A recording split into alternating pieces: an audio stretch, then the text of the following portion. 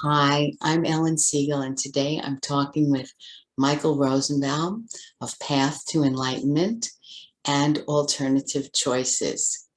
Relax into your openness and enjoy this enlightening conversation. So this is part two of this particular download that came to me called The Center of the Universe is Within You. In the first part, we talked about that everything that is seemingly outside of you is actually a part of you. There's not an outside or an inside. There's just awareness and experience. And we talked about how that plays itself out and different ways of looking at that. And that the energy of the whole always comes from the energy of love. That was a key point in that discussion. You can go back and listen to it. Part one, this is part two. And we ended that in terms of living from the whole. So this next segment is kind of talks a little bit about how to live from the whole. So I'm going to read the whole segment, and then we're going to go back and talk about it. And then Ellen will read it again at the end. Great. So it starts off, the idea that there is no outside or inside is not a concept in which the ego or the separate self can experience. For its only reference point is as a separate consciousness. So in order to really grasp and understand from a place of wisdom, you have to begin to cultivate your connection with your soul. That is the starting point from which the experience of wholeness can be had. How do you do this? This is the most important question to ponder. Not to figure out, but to pose the question of your inner self. By posing the question and allowing the answer to arise is the path to enlightenment, is the path to discover the experience of the soul. In order to do this, you have to learn to be still and not think, not figure out, not analyze. These are the tools of the separate ego self and the part of your mind that operates that way. Let's call that part of your mind the lower mind. Lower not in status, not as a value judgment, but lower because its scope of understanding is limited to the point of view of separation as parts and cannot conceive or experience wholeness. In order to contact the soul, you have to surrender your intelligence the way the ego perceives it. You have to give up trying to know or figure it out. And for most, doing this seems foreign, may seem untethered and even fearful. There may be a suspicion inside of you that losing yourself, that is like dying or disintegrating. And these are all the impulses of the ego mind, the lower mind, that one so strongly identifies with. So, wow. All right. There's so much here. All right. Well, Ellen, why don't you start us off? Okay. Well, last time we talked about that there's no inside or outside. I think many of us at some time have really been outside focused, where we're invested in our day-to-day life, in deep in our relationships, scurrying about, doing many things, having multiple things to focus on, being able to do multitasking. That used to be a really big thing, as if that was a great thing. And we didn't even focus on the inside. And then through growth and some teaching and a lot of us awakened to our inside self and trying to figure out our feelings and being distraught and things like that. And then to get to a point where this concept of no inside or outside And that inside and outside are both characteristics, those viewpoints are both characteristics of the separate self, the ego. So, Absolutely. it's good to appreciate, even though growth isn't totally linear, where we've come already. And those of you who are tuning into this, you wouldn't be tuning into this if you haven't grown to some degree to incorporate this. So the whole idea of that, the idea of the viewpoint of wholeness and moving from the separate self, and the wisdom here talks about, in order to really grasp and understand from a place of wisdom, you need to be able to you need to begin to cultivate your connection with your soul. So, first of all, the idea that it can be cultivated, that's hopeful, and that we have a direction, that a soul perspective is somehow, and, like above and below, it's somehow like a larger perspective. So an element within it, it's like, can a wave recognize that it's really part of the greater ocean or the sea? It's like one element is, the separate self is so focused where it is that it can't see the larger picture. So, to grasp that. So this idea of cultivating your connection with your soul, what do you think? What from your experience, what is that? Well, I think that's a key concept that we've been experimenting with. I've been experimenting with for a long time. And I would say over the 15 plus years that we've been studying together in our spiritual school, that's the biggest thing that's changed for me, is who I identify with. So this lays out, there's two things here. You have an ego and you have a soul, what they're calling a soul. The ego thinks in parts and separation, thinks these things are outside of you, that have nothing to do with me, right?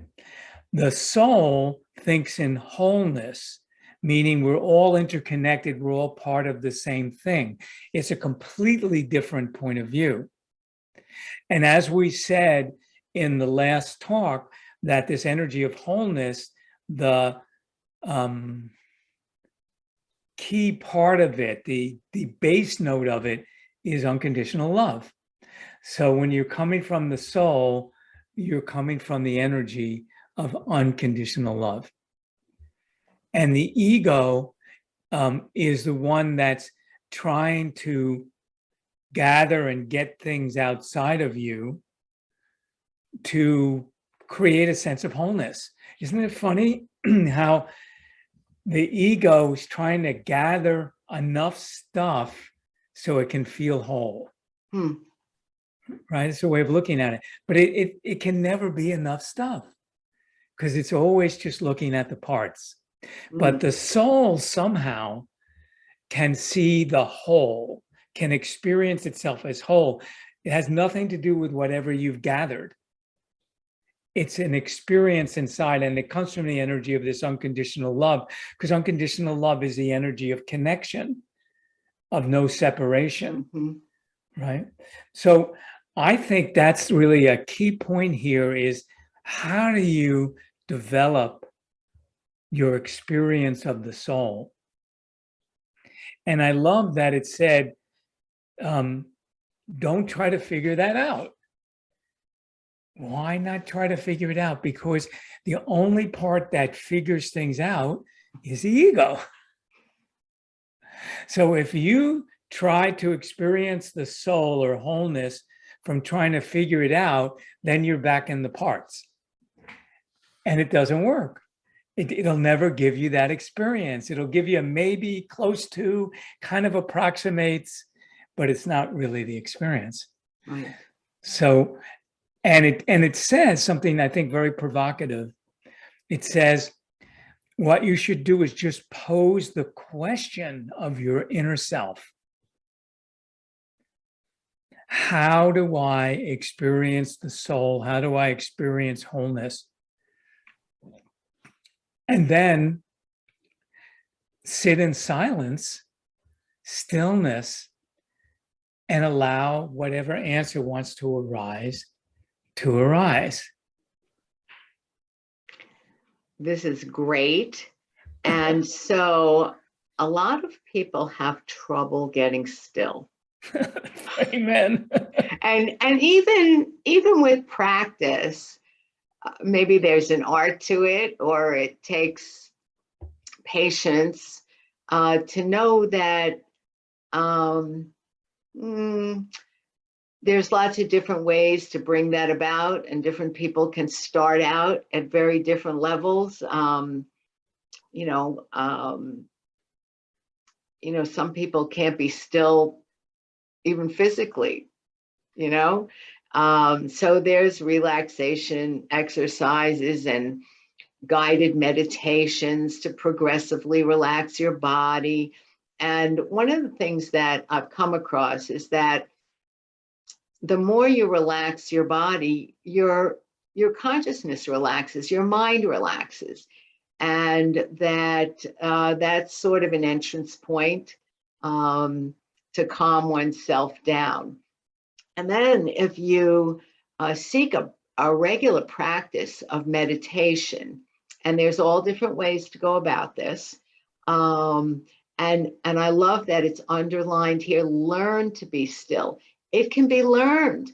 This isn't just happen. Yes, some people may be better at it than others, and each one of us knows what we need how that we need to navigate to that. It's not the kind of thing you could kid yourself about. Well, you could, but it backfires. And this idea, learn to be still and not think. I remember there was an exercise in our studies some years back where we were instructed to spend 10 minutes without having a thought. The whole time I thought I was doing it wrong because I could not do that. And but just to know that that's a goal, and to have that in our awareness, and then we can start to notice where we can get quieter and quieter. It also helps us recognize how habitually analytic we can be. And we might encounter some things we need to let go of there. And if you need help, Michael does that kind of work. I do that kind of work. Other people do that kind of work. You'll know what you're guided to. So it's very simple, and it may not be easy. And that doesn't mean not to do it, because this is the path. This is the path. So to do our best to get our feet on this path and to stick with it. So what I wanted to ask you, Ellen, because we know each other for a long time, is, and we've both, that's been our focus for a long time, this idea of stillness, right? Can you describe to me what stillness is for you?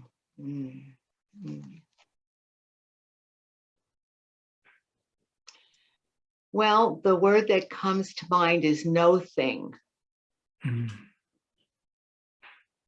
No thing. It's like an emptiness. I can't say it's really empty, but it's I guess on one level it's a quietness. It's like depths of quietness. Sometimes there's more depth to it than others. Coming from a chatterbox brain, it was dismantling all of that, or knowing that it could relax. And that in this realm of connecting with soul, how can I I want to say I can't hear anything when I'm talking. So it's the kind of quietness that allows other experiences. We know what stillness is, you know, when you ring a bell and then it stops vibrating. It's something like that on the inside. And I would say over the years in reaching to attain this, that sometimes it would occur spontaneously, where all of a sudden I'd feel, oh, wait a minute,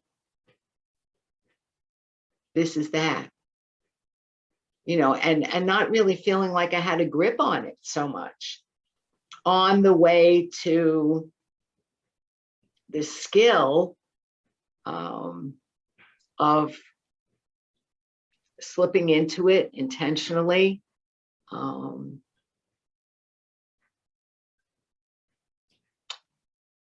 I don't know what else to say about that. No, that's great. That's great. So I've been,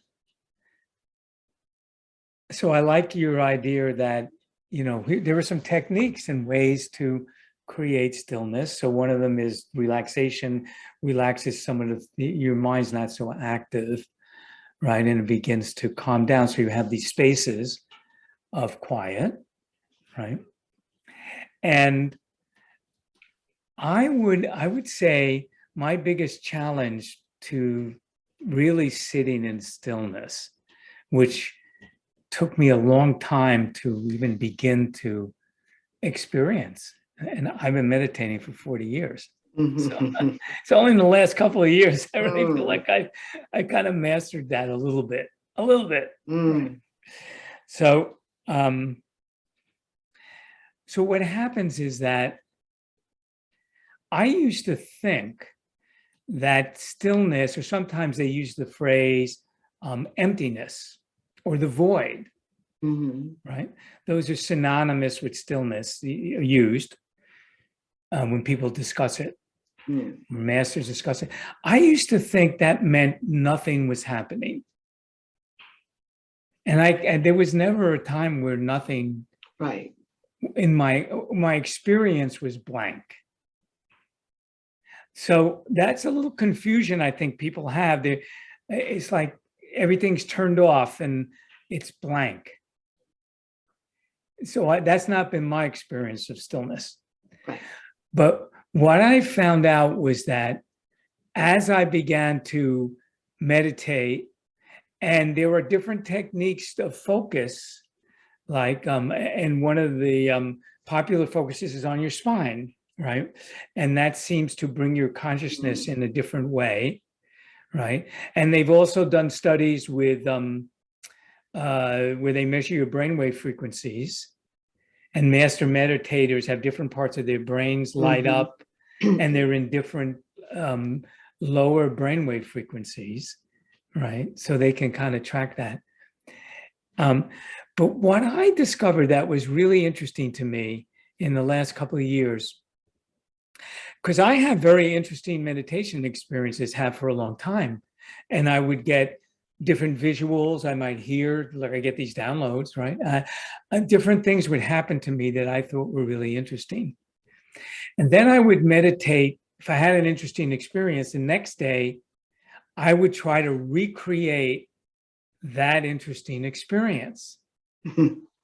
That is not sitting in stillness. That is my mind trying to create and operating rather than being. It's doing now. So to me, sitting in stillness is the act of non-doing. You're not doing anything. And I usually like, when I lead people in meditation, I like to give them something to focus on in the beginning, because to just be in not doing is a very advanced practice to be able to do. It's not easy. So if you give somebody a focus in a meditation, and then ask them, you get them into a certain brainwave frequency, and then you tell them to sit in stillness or not do anything, they have a better chance of that happening. And what I find happens in stillness is that things arise of their own without me doing anything. And it could be completely different each time. One time it could be a visual. Another time I could hear sounds. Another time it could be a felt sense of energy. And it could travel and move if I sit in the stillness long enough, you know, because we meditate together all the time for like a half an hour, right? We sit in stillness. In that half an hour, lots of different things can occur, but they seemingly occur of their own accord. Right. Without me trying to manipulate them. So my advice to people listening here is took me a long, long time to get that. You don't have to take as long to get that. So the idea is to do something that quiets you. So starting with quieting your body, something that allows your mind to let go of, you're not trying to focus on your day or what's happening. If your mind does that, you say, we'll do that later, right? And let yourself get into this inner place, and you'll know what it, feels like. And then see if you can just sit in stillness without doing anything, but be hyper aware, a heightened sense of awareness. You're watching for what arises. You're not asking anything in particular to arise, but you're very aware and you're watching for it to arise. And if you do that, you begin to feel the flavor of your soul. You begin to feel the flavor of wholeness. And it's like an elixir. It's like a drug. You're just like, I want more of that. That feels really good, is what happened to me, right? So that would motivate me to meditate more often, because I wanted to have that experience. But I used to try to duplicate that experience. And the minute I'm trying to duplicate it, it takes me out of stillness, gets my mind involved in trying to manipulate something or bring up an old memory, and I'm not in the present time. So I learned the hard way, over time, because we discuss these things all the time. Yeah. How many times did I tell you, what is stillness? I don't think I've ever felt it. I mean, for years I would tell you that, right? And you would sit there, well, I don't know, it's just stillness. You're trying to explain it to me. But I finally got it, what it was like to just be in awareness, an observing awareness. And if you can be an observing awareness, then you can step into wholeness and the place of the soul. I just want to say one other thing, and that is thinking that you can't do it because someone else might have judgment, that, little shreds and threads of leftover judgment. Well, toss that on the side, because you'll be surprised if you sit down with openness. Let me see what it's like to just sit here and not do, and be, you may be very pleasantly surprised that you have a great starting point, and maybe even be further along with that than you would think. Right. So, and what goes along with that is forget about what your expectation, what you think that should feel or look like. That's great. Right? That gets in the way. That's gotten away from me for so long. Oh, I read this story. I read somebody had this experience. It should look like this, should feel like that. That's not what I'm feeling, right? And you're negating and you can't be the observer and just see what Mm-hmm. arises for you. Mm-hmm. There's no wrong response. Mm-hmm.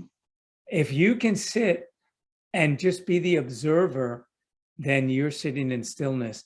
Then that will lead to amazing experiences. Trust me.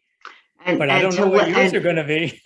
and to let it be different each time. Yeah. That, like with other, it's just not the same each time. You might stumble into something that's similar, or has a felt sense about it, or you have an idea once you accept that you're doing this. But, be open to what might be new each time. So, So the last thing I want to talk about on this segment is what they say at the end. I think it's really, really important. It's been important for me, and probably for you also. And it says that um, you have to give up trying to know or figure it out. For most, doing this seems foreign, untethered, and fearful. Because there's a suspicion inside that you're losing yourself, you're disintegrating or dying. And that is a very subtle experience, can be a very subtle experience. So if you're looking to be open to wholeness, wholeness is a different experience than partness, than what you're used to experiencing. mm-hmm. I'm used to experiencing Michael. I'm used to experiencing Michael as an alternative healer, as a father, as a husband, as living in the house, owning certain things, right? That is not wholeness. That is not my soul. Yeah. Right. And so it can seem very foreign. And I can't tell you how many, when I look at my journey and how I've evolved, there have been many, many levels where it was time for me to surrender my idea of who I am. Mm-hmm. And it could terrify me because I thought I was drowning. I thought I was dying. And it almost takes an act of faith that there's something on the other side. What if there isn't? That's the way my mind would think. And it still can happen when I'm offered another level of surrender Mm-hmm. into the wholeness, into the oneness. When I'm offered that, sometimes there's a part of me that kind of jerks back because, oh my God, I'm going to die. I'm going to lose myself. And the thing is, every time I've done that, you do die. The concept of you dies, and a greater you emerges. So you never lose you get a greater sense of you. But that's a concept. It's not enough to know that. I know that, but I can still feel that feeling. So I want to point that out for our listeners, that you have to be brave. You have to kind of step out, and you're not sure where you're going to fall, where that step's going. And when you're feeling that, then you're really onto something. You're really onto, wow, I'm really stepping into soul consciousness. I'm really stepping into wholeness, or at least a feel for it. I'm allowing myself to lose my boundaries of who I think I am, so that I can experience myself in a new way. And I think that's really important to watch for, because a lot of times I see people holding themselves back. In fact, it's even funny to me sometimes, because I'll lead somebody through a process and they'll get into it, and then they'll pull back, and they'll tell me, they say, wow, I was really going into this great place, and then I pulled myself back. It scared me. So keep an eye out for that ego that gets scared of that, and work with that part so that you can transcend that. And of course, Ellen was saying, Ellen and I, we do processes with people that help them, so that would be smoother. But if you can't do that, you'll never step into wholeness. What's your thoughts about that, Ellen? I think I just want to underline what you said is that fear of losing what or how you think you are, or the way you identify with an image of yourself, and that we are each much bigger than that. And we're stuck on, in that instance, we're stuck on what we think we are. And that isn't the truth. And that's how it is an impulse of the ego. And the ego is being transformed. So, yeah, it's scared to death. So, it's okay. It's coming along with us in a new form, in a much better form. And, you know, that terror of death, I mean, you know, each day, each week, as we're growing, a part of us is dying, because it's becoming like a worn out piece of clothing. So you drop it and then you keep going. You've got a new aspect of yourself. And so I think that part about being brave, and that's the courage, is to recognize and own that you're much more than you think, your image of yourself. Yeah. Amen. Amen to that. Okay. So that's a good way to end this. In our next discussion, we're going to do part 3. We're going to talk a little bit more about the soul and how to connect with it. And then we'll do a special meditation to give you a pathway, or a one way to begin to really experience that, having had the foundation of these conversations to hold, to allow yourself to go to the deepest, level of you.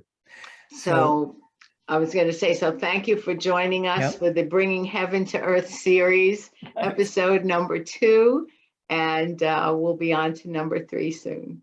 All right. Have a wonderful day. May your soul come inside your consciousness in a deeper way from this moment forward.